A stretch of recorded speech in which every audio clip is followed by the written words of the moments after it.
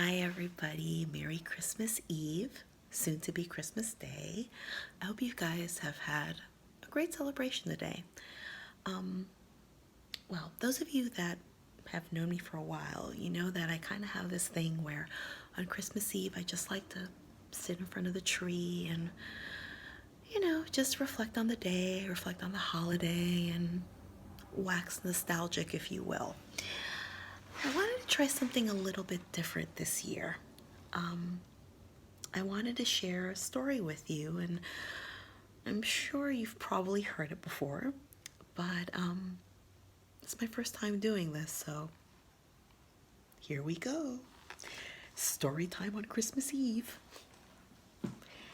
All right. Well, 'twas the night before Christmas, when all through the house not a creature was stirring, not even a mouse. The stockings were hung by the chimney with care in hopes that St. Nicholas soon would be there. The children were nestled all snug in their beds while visions of sugar plums danced in their heads. And Mama in her kerchief and I in my cap had just settled our brains for a long winter's nap.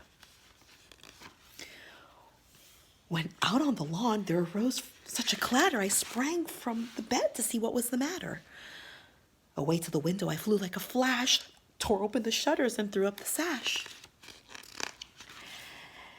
The moon on the breast of the new fallen snow gave luster of midday to objects below.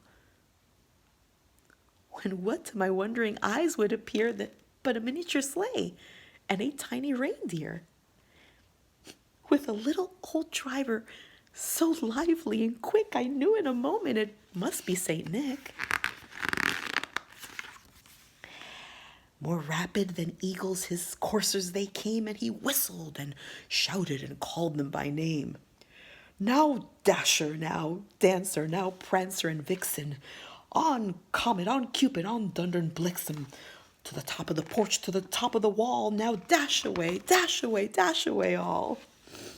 As dry leaves before the wild hurricane fly, when they meet with an obstacle, mount to the sky. So up to the housetop the coursers they flew, with the sleigh full of toys, and St. Nicholas too. And then, in a twinkling, I heard on the roof the prancing and pawing of each little hoof.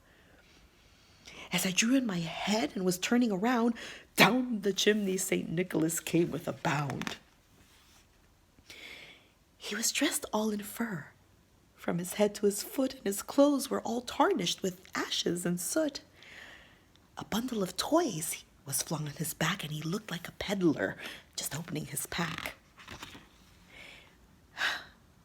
His eyes, how they twinkled, his dimples, how merry, his cheeks were like roses, his nose like a cherry.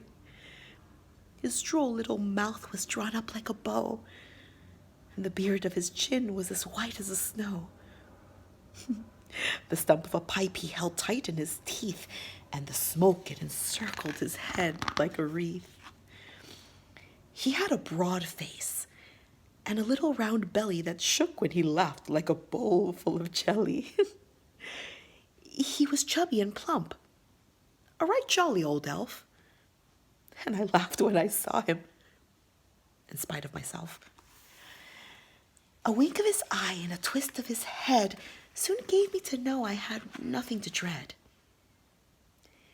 He spoke not a word, but went straight to his work and filled all the stockings, then turned with a jerk. And laying his finger aside of his nose and giving a nod up the chimney he rose. He sprung to his sleigh, to his team gave a whistle, and away they all flew like the down of a thistle.